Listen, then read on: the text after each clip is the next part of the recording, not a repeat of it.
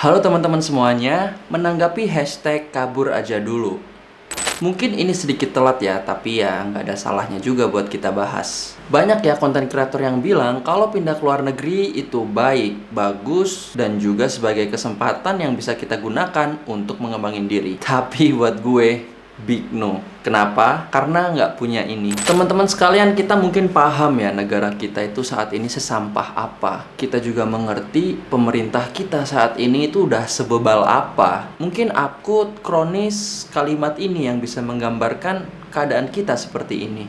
Setidaknya ya beberapa orang bilang begitu kan. Namun jangan salah ya teman-teman semua, di balik viralnya kabur aja dulu, masih ada kok beberapa orang yang saat ini sedang berusaha, struggling, menghidupi dirinya dan juga mungkin keluarga kecilnya. Dan gak sedikit juga dari mereka yang mungkin saat ini masih berjuang sekuat tenaga dengan sisa-sisa apa yang mereka miliki saat ini. Ya teman-teman semua, sebenarnya ini tidaklah terlalu buruk ya teman-teman, karena ada beberapa juga orang-orang yang hidupnya dengan pemerintah, namun mereka bukan sebagai buzzer, tapi mereka adalah orang-orang yang senantiasa mengabdikan diri kepada negeri ini gitu.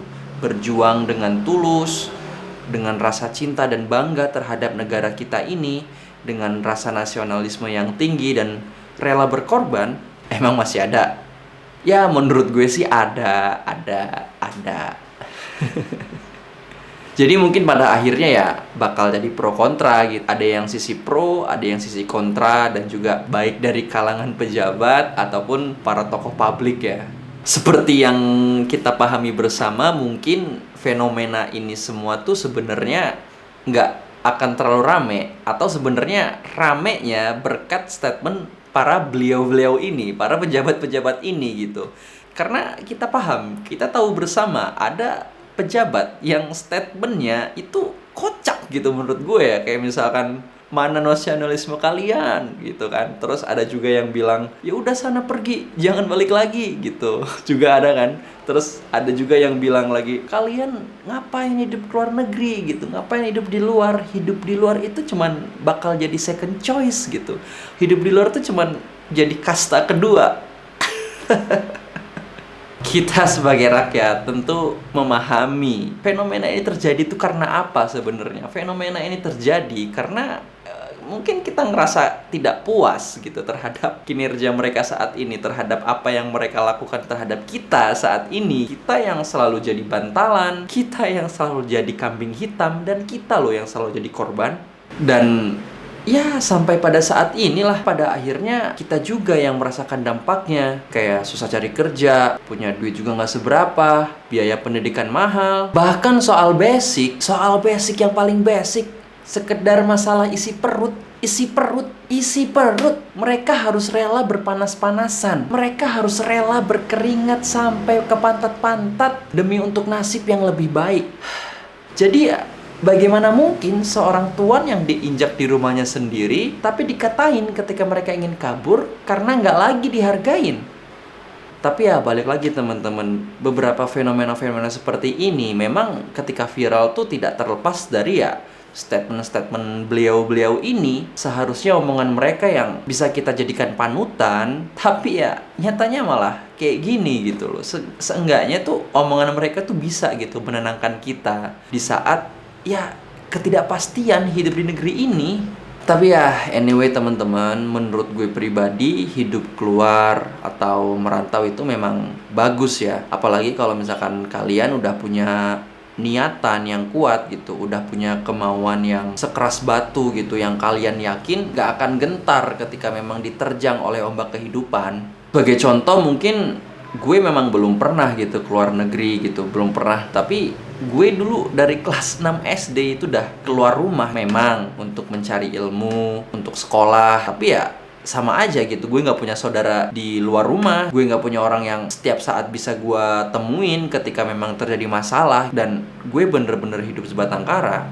Tapi balik lagi, memang kalau kalian gak punya niatan sekeras batu terus memutuskan untuk keluar sih ya, itu itu kalian bunuh diri namanya. Karena nantinya akan percuma jadi beban orang lain gitu kan, malah nyusahin diri sendiri. Tapi yang menarik adalah teman-teman, ada satu hal yang bikin gue percaya gitu kenapa ini semua pada akhirnya akan menjadi baik ya. Ada salah satu tanggapan dari mantan pejabat publik yang gue rasa ini cerdas banget, bijak banget, dan beliau adalah Bapak Anies Baswedan.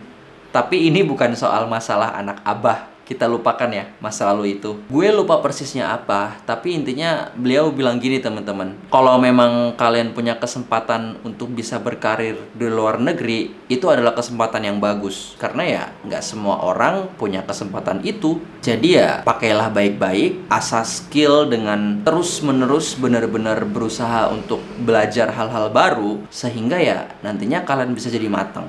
Siapa yang gak luluh dinasehatin kayak gitu? Siapa yang hatinya gak tenang gitu di saat semua ini tidak pasti gitu? Tapi yang paling gokil adalah di akhir kalimat, beliau tuh sempat menambahkan, jangan lupa untuk tetap berkontribusi untuk Indonesia. Luar biasa banget Bapak Anies. Ya anyway, balik lagi ke diri kita masing-masing ya teman-teman. Kalau misalkan kita ngerasa yakin, kita punya kemauan yang besar, ya silahkan gitu. Kita cari kesempatan itu, kita manfaatkan kesempatan itu gitu. Tapi kalau misalkan kita nggak yakin, kita nggak punya skill, kita ngerasa nggak pede dengan apa yang kita punya, ngerasa juga nggak punya kemauan yang kuat, ya udah, sini aja.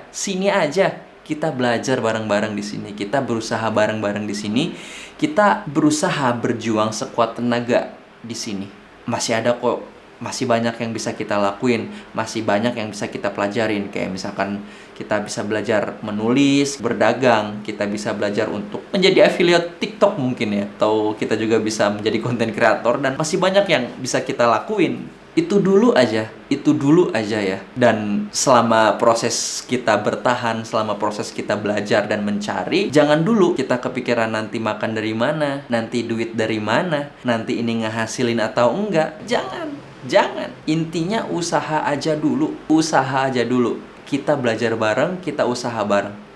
Kita harus percaya sama diri kita. Kita harus yakin dengan apa yang kita punya di dalam diri kita. Karena ya cuman percaya pada diri ditambah semangat. Ya cuman itu kan modal yang pada akhirnya nanti kita bisa pegang, kita bisa pakai selama-lamanya. Selama masih ada semangat, pasti kita bakal jalan, pasti kita bakal mau. Mungkin sekian dulu ya teman-teman bahasan di video kita hari ini. Semoga ini juga bisa jadi trigger gue buat terus belajar dan berkembang, sehingga nantinya bisa bermanfaat bagi orang banyak. Terima kasih buat teman-teman semuanya.